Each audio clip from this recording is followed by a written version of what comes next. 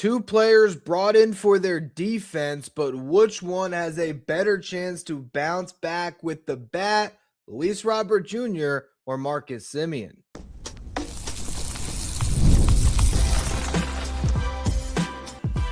You are Locked On Mets, your daily New York Mets podcast. Part of the Locked On Podcast Network, your team every day.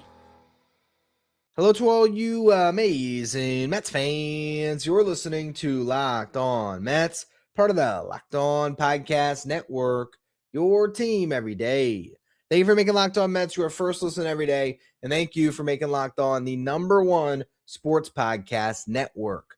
On the show today, we're going to be talking about Marcus Semien and Luis Robert Jr. in the first segment. I want to talk about how both of these players were at their best in the same season in 2023. Can they get back there again in the second segment? We'll focus in on Marcus Semien offensively and see what he could potentially improve on. How can he get better? Could he have a resurgent season at age 35? In the final segment, we'll then talk about Luis Robert Jr. and the holes in his game offensively, but also some of the reasons for optimism that maybe he can turn things around. Before we get to any of that, though, I'm your host, Ryan Finkelstein. I've been covering the New York Mets on this show since the 2019 season. This is the #1 daily podcast on the New York Mets. If you want to find some of my written work, you can do so over at justbaseball.com, where I work as the editor-in-chief. Now, if we rewind the clock to 2023, Luis Robert Jr. and Marcus Semien were two of the very best players in Major League Baseball. Semien, in particular, finished that season 6th in Major League Baseball in Fangraphs wins above replacement. This is the stat that best encompasses a player's value to their club, and he was a top 10 player in the game with a 6.5 F-WAR. He hit 29 homers. He scored 122 runs. He drove in 100. He stole 14 bases. He had a 128 WRC plus, which means he was 28% better than your league average hitter. And he played in every game throughout the regular season and all 17 games in the postseason in the Rangers' path to winning a World Series. And he didn't hit great throughout most of the playoffs, but when the lights were shining the brightest in the World Series, he hit 2 monster home runs. He drove in 8, and he batted .292 as the Rangers took that series against the Diamondbacks in 5 games. He was an all-star. He was a Silver Slugger, and he finished 3rd in the MVP voting that year. If you go a little bit further down that list, Luis Robert Jr. got a few down-ballot MVP votes, finishing 11th. Robert hit 38 homers, stole 20 bags, posted a 129 WRC plus. The comps between these two guys, the similarities, they just make me laugh. The fact that the last time they were good, they were within a point of each other in WRC plus is just interesting. When it comes to WAR, Luis Robert was at 4.9. He too was an all-star. He also won a Silver Slugger. Since then, these two guys have also seen a similar decline, though. For Robert, it's been 2 consecutive seasons with exactly 14 home runs after the 38 homer season in 2023. And his WRC plus has been exactly 84 the last 2 seasons, 16% worse than your league average hitter. For Semien, he had a more solid season in 2024 where he still hit 23 homers, but his WRC plus dropped off to 101, so about league average. His WAR dropped by 2 wins to 4.3.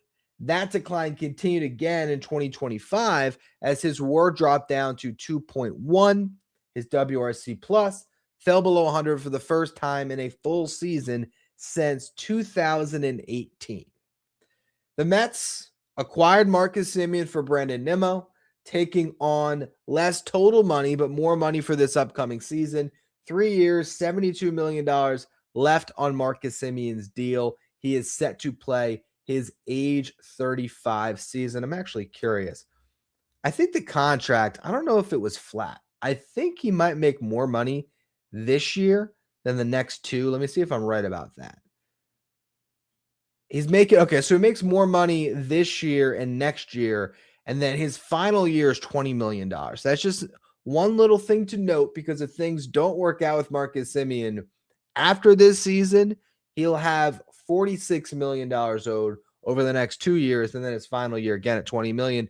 So there is a world where you can get out of this contract. I think that was part of the calculus from the Mets, and it was said as much in the story by Joel Sherman of the New York Post that I broke down 2 days ago, where Joel Sherman kind of laid out a lot of inside info on the Mets offseason, that they felt like if things didn't work out, they'd have a chance to move off of Semien, as his no trade list is 10 teams instead of Nimmo with a full no trade clause, and it's 2 less years. So that's where the Mets are at with Marcus Semien. It is a bet on the Gold Glove second baseman, hoping that maybe you get a little bit more out of him offensively, hoping he could bring some leadership to your club.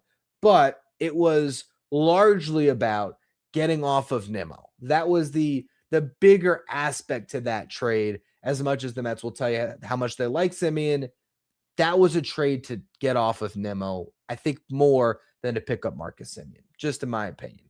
Now, Luis Robert, that was a trade to take a gamble on a guy with an incredibly high upside. $20 million this upcoming season. That's a club option that the White Sox picked up and then traded to the Mets. He'll have a $2 million buyout on another $20 million club option for next season. So for Luis Robert, the Mets are basically making a $22 million gamble on this season being good enough that it's either warranted that they spent that money or that he's so good that they pick up the next option and they want his age 29 season as well. But he's 28 years old. So he is still in his physical prime. So you would think that there might be a better chance of a bounce back with Robert because of that top end bat speed and because of his age and also the change of scenery. But he doesn't have Semien's track record or his ability to stay on the field. Marcus Semien, despite his age, is a better bet to play 140 games this year because he pretty much always does it, except for last year when he fouled the ball off his foot in mid-September. But prior to that, he had only missed 4 games in the last 4 seasons. He had led the American League in games played 4 times and in plate appearances 4 times.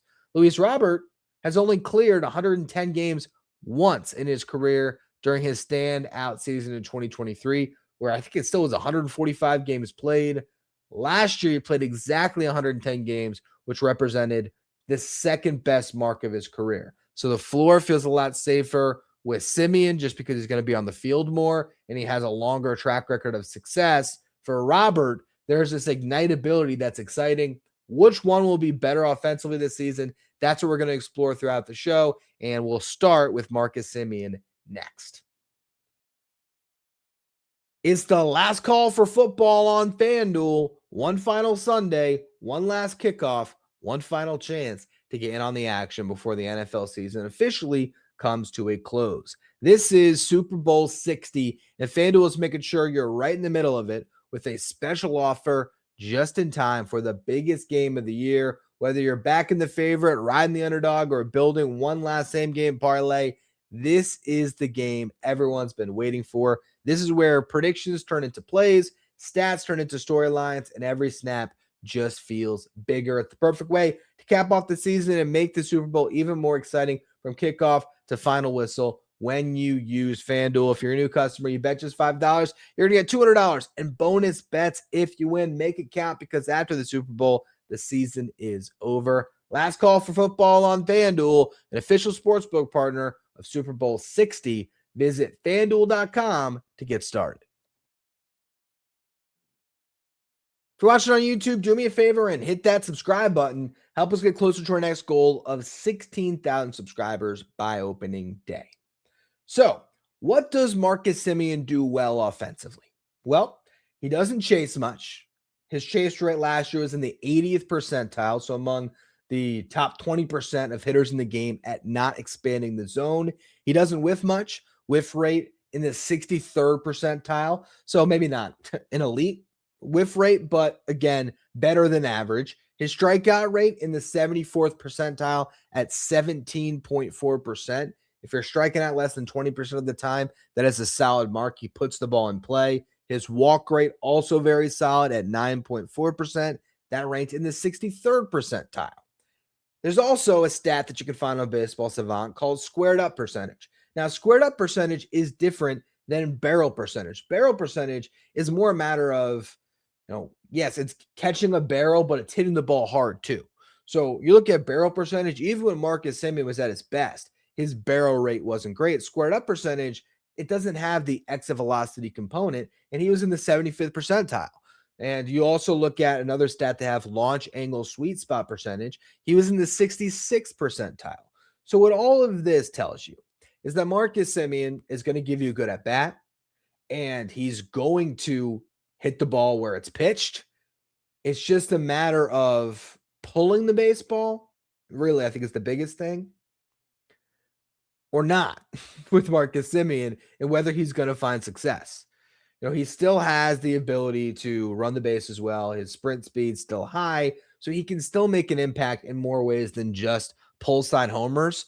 But really, if you're really trying to boil down Marcus Semien in the simplest of terms, that's it. That's what you're looking for. When this guy has been at his best, it has been when he is yanking the ball down the left field line. And there's a perfect example of that, or some examples of that, as we look at the hit spray chart over the last 3 years. Apologies to the audio audience that can't see the charts that I'm putting on the screen on YouTube, but I'll try to describe them.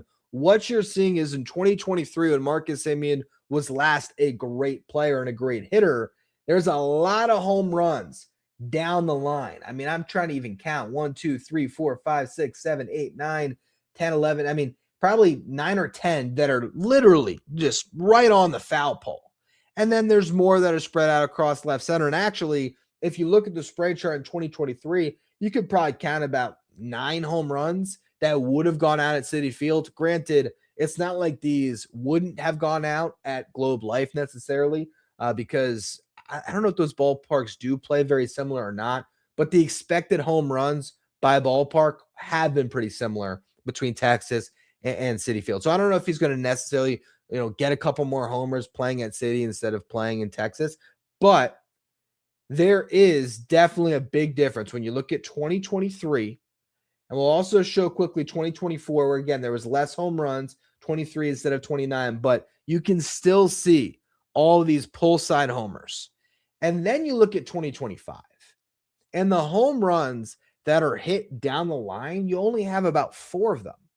And you have a lot more of his home runs that were hit out to left center field, because the biggest thing that I saw looking at the stats on Marcus Semien is he hit the ball to the center of the field a lot more last year, and he didn't have as much balls that were pulled, particularly in the air. You look at his pull rate, it dropped down to 45% last year, and he hit the ball into the center of the field 35.5% of the time. When he's been at his best, that pull rate's more 50%, and that center percentage is more 30%. So what I really think happened to Marcus Semien last year is maybe the timing is just a little bit off. He's not getting that barrel out front early enough to pull the baseball down the line. And instead, it's a lot of fly balls that are getting caught in left center field. And so that's my assumption on what has gone wrong. But can the Mets fix that? Can he really squeeze 20 home runs out again, or maybe even 25? Because if he does, if he hits 25 homers and plays good defense, we could be talking about a 4-win player again, because he's going to get on the field and is going to be elite defensive at second base. Those are the two things that we know, even at 35 years old. He is not declining athletically when it comes to his range, when it comes to his speed. Those things are still there for Marcus Semien. And obviously he's going to bring a component to the clubhouse that you can't measure on a stat sheet. But what might be happening with Marcus Semien is, as he's getting into his 30s, as most guys see a physical decline, he is struggling more to catch up to fastballs. He is struggling more at identifying the breaking balls. And he is not getting himself in as good of a position to get to where his power is, which is pull side down the line, or at least when he's been at his best. And so that is, I think, the difference here with Marcus Semien. Now, he did have one really good month, and that was the month of June, where he hit 324, got on base at a 383 clip, and he slugged at a 549 clip. That month, his WRC plus was 158. That was the only month all season that he had an above average WRC plus, where he graded out as an above average hitter. 4 of his 15 homers came in the month of June. What's interesting to me is 9 of his 16 doubles came in June. So even though that was his best month, it's not really like the power was all there. It's not like he was hitting the ball in the seats more.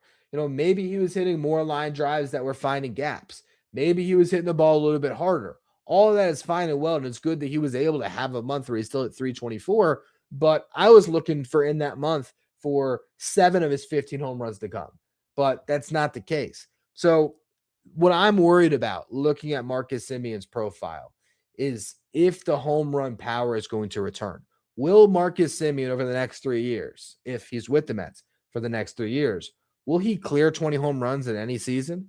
Or is he going to settle in as a 15 homer bat? And if he does, unless all of a sudden he hits for a higher average and gets on base at a higher clip, something that I think is probably less likely than him running into a few more homers, it's going to be hard for him to be an above average hitter offensively by the end of the season. He really needs to get over 20 homers to really show that offensive value.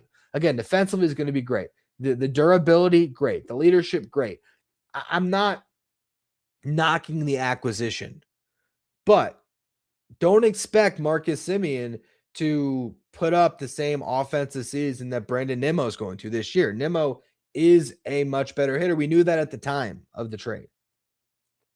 You made this trade for the defense, but also you made this trade because it's going to be easier to get off of Marcus Semien next year if you choose to than it would have been to get off of Nimmo. I think they were looking at this with the combination of the no trade clause and the 5 years left on his deal, as the reporting in the New York Post would suggest, as maybe the one chance they had to get off the Nimmo contract.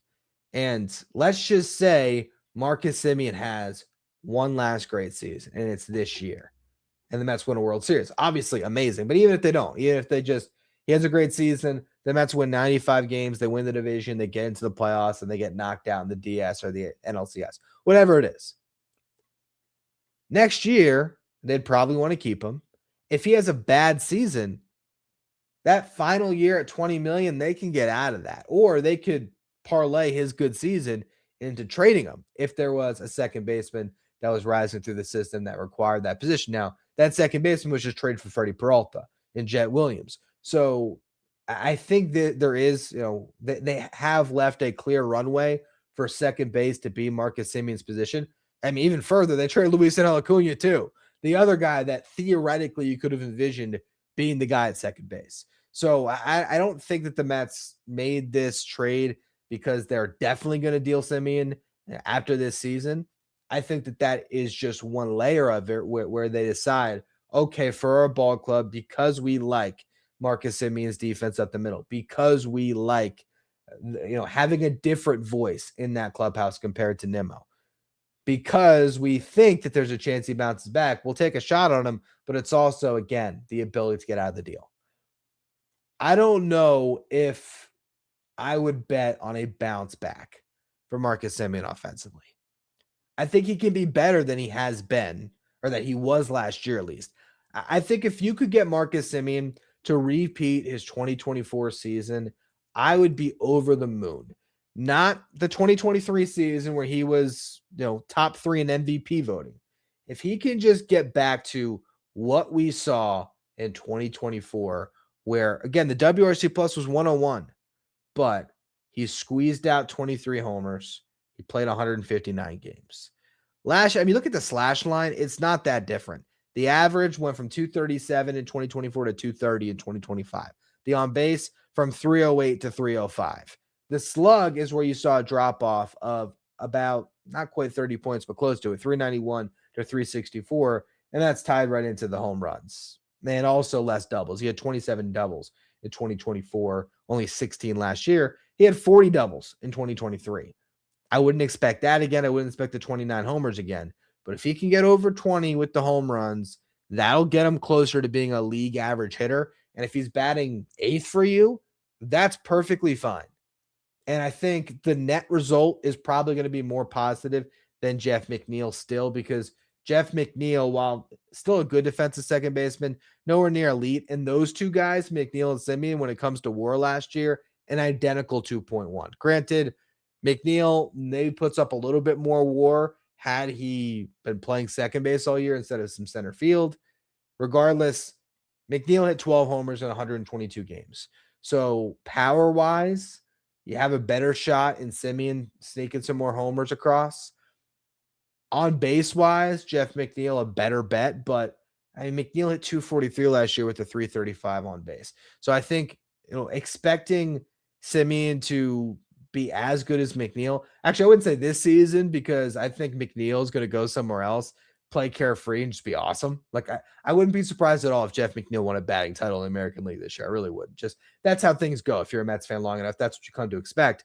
But I do think that Semien has a higher floor this year than what Jeff McNeil would have had in a Mets uniform. And I think that he can still contribute offensively, but I'm just not going to expect Marcus Semien to be batting the top half of the lineup. I think he should be batting in the bottom half of the lineup unless they're just being deferential to, a former star player. Let's close the show on Luis Robert, though, because I think there's a little more intrigue at what a bounce back could look like for the 28-year-old Cuban supposed superstar, past superstar. Can he find that again? We'll talk about it next.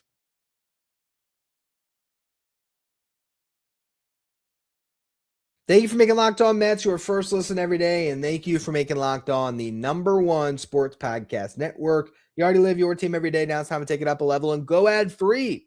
Join the Everyday Club, and you can get Locked On Mets without the interruptions. You get access to the Discord channel where you can chat with other Mets fans, and you get access to a merch shop. If you want to be part of the Everyday Club, you can find a link in the episode description, or you can go to lockedonmets.supercast.com. All right, so let's now talk about Luis Robert. What does Luis Robert Jr. do well offensively? He's fast and he swings the bat hard. That's it. Like, you look at his numbers last season, and really bat speed is the only thing that's elite about Luis Robert along with sprint speed. His barrel percentage was in the 60th percentile. That is above average. Remember I told you barrel percentage is more tied to exit velocity? Yeah, the guy hits the ball hard when he hits the ball. Like, I can't even say when he connects, he hits the ball really hard. His max exit velocity is really strong. I think it was like 115 last year. But he doesn't do that extremely often. His walk rate was actually pretty decent last year in the 62nd percentile.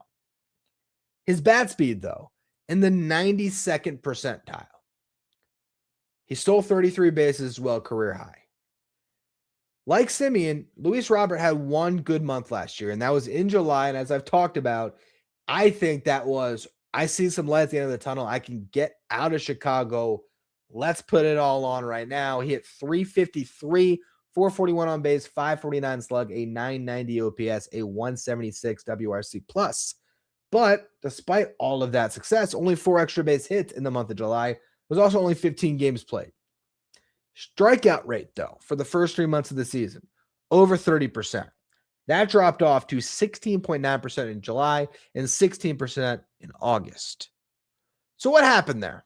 Why did he stop striking out all the time and cut that strikeout rate in half? Was there a tangible change?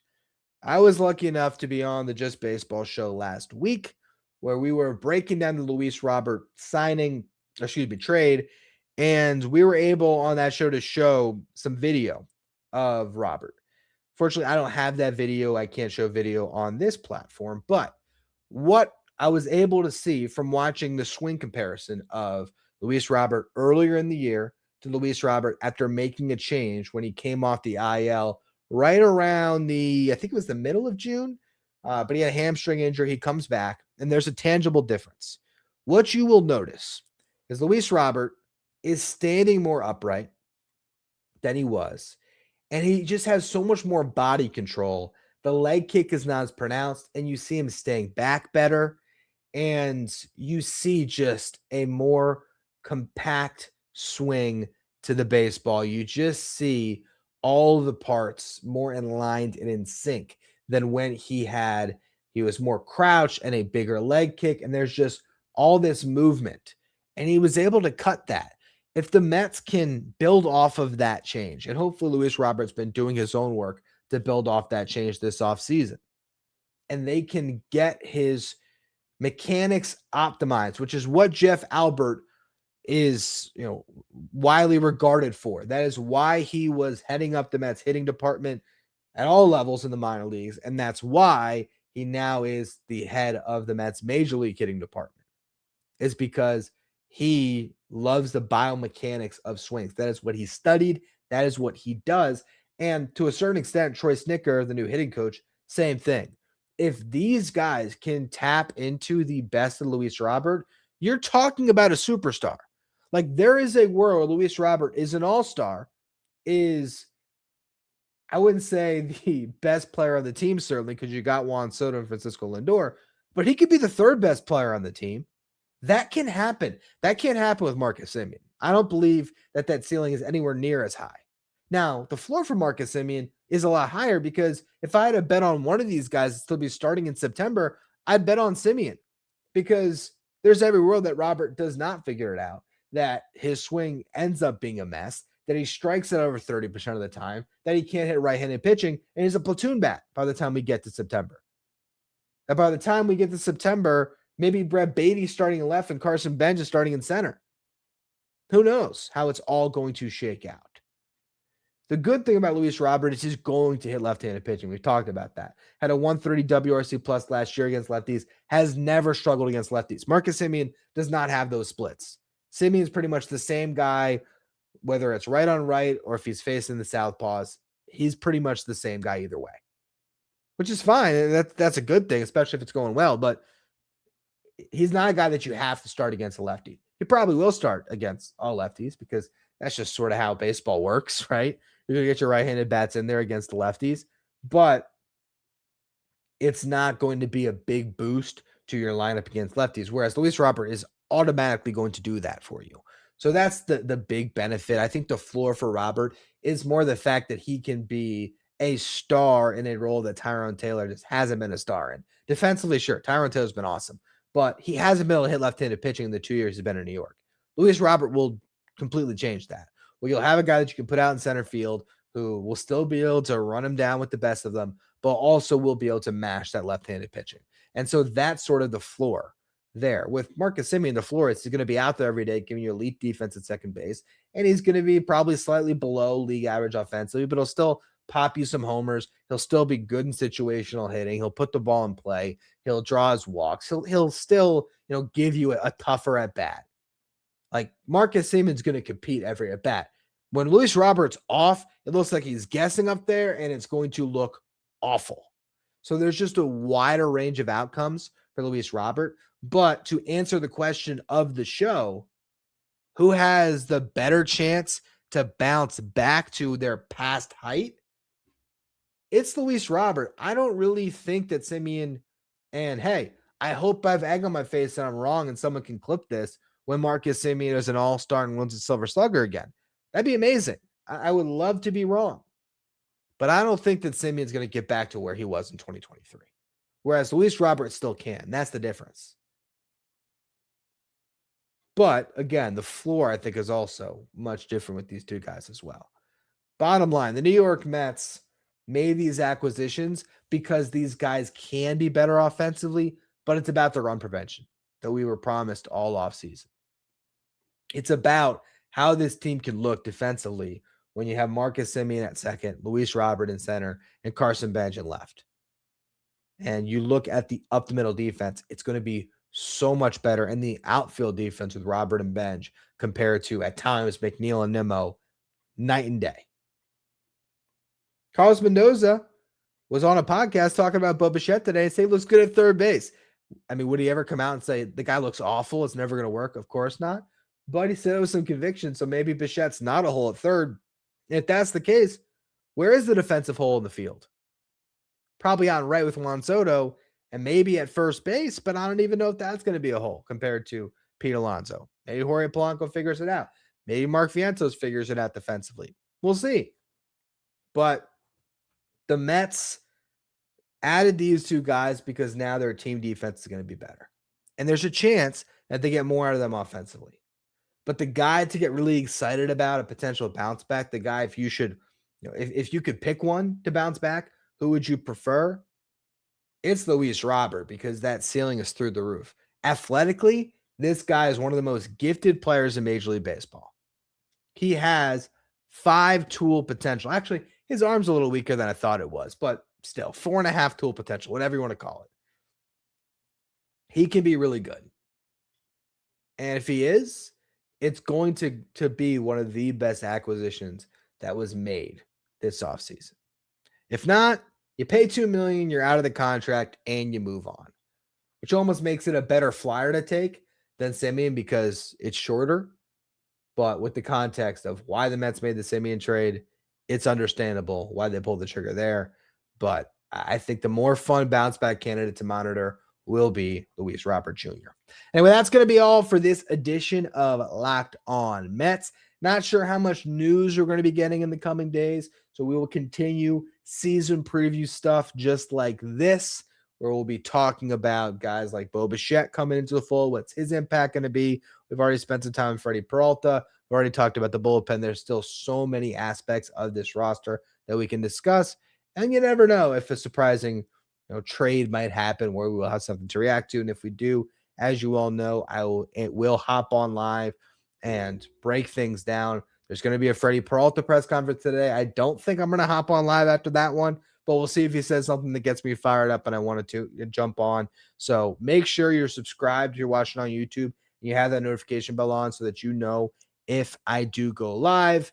If you're listening on the audio side, follow, rate, and review wherever you get your podcasts. Also, a big shout out to the audio listeners of the show, because I checked the ratings on Monday, not something that I typically do, and I'm kicking myself because I feel like if I checked it after the Freddie Peralta trade or the Luis Robert trade, I might have found that Locked On Mets had reached the mountaintop, but we've gotten pretty close. Locked On Mets was the #2 baseball podcast in the U.S. Unbelievable stuff. I really want to thank you all for tuning in. It's been a lot of fun the last week here, just talking about all this excitement with the Mets, and I can't wait to continue to carry that over throughout the upcoming season. So thank you all for tuning in. Thank you for making Locked On Mets your first listen every day, and thank you for making Locked On the #1 sports podcast network.